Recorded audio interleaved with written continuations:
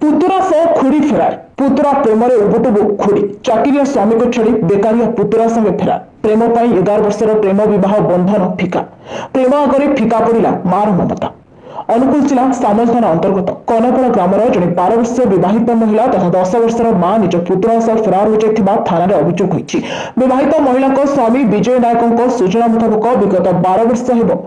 नालम grammar Vinodini नायकों को वैदिक रीति बह कर बड़ सुख शांति परिवार चलुते गोटे संतान बापा माँ हो परिवार सुखमय था। हठात परिवार में कलाबादल देखादेला भली दुखद खबर घटला। गत 2 वर्ष हम विजय स्वास्थ्यगत समस्या देखा इस समय सीमा मध्य कन्नपाड़ ग्राम पड़ोशी साईर संपर्क पुतुरा चंदन नायक ओरफ राजा विनोद को घर को जावासवा करे और से स्कूल जावापर घर को जावासवा करे। मोर स्त्री को चंदन नायक कहती कि तुम स्वामी गोटे कैंसर रोगी पेट ऑपरेशन केते दिन बचे से मरीगला तुम्हें कहार हेब तेणु तुम्हें मत भल पाओ मु तुमको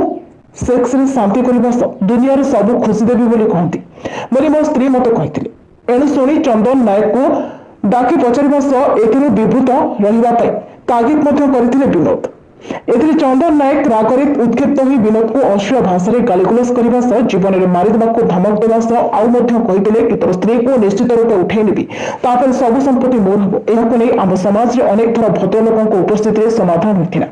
आज नहले काली मोर स्त्री सुधरी जा भावी सब जाणी सहीजा सह चुप रही मोर स्त्री मत प्रतिश्रुति देते कि एभली भूल केवे करेंगे ना कि आज को 10 दिन हम मो स्त्री नालम ग्राम में बाप घर को जाते कि परिताप विषय मो स्त्री घरे आती कि मो घर को आसी ना संपर्क बंधु बांधवों घर बहुत खोजाखोजी पर कौन सन्धान मिल पारि ना। तेणु चंदन नायक मोर दुर्बलतार सुजोग नहीं मोर सब संपत्ति को हड़प करने मोर स्त्री को निज प्रेम जाल में फसाई हेउ कि जोर जबरदस्ती उठाई नहीं क्यों जगह लुचाई रखी विनोद सामल थाना अभियोग कर।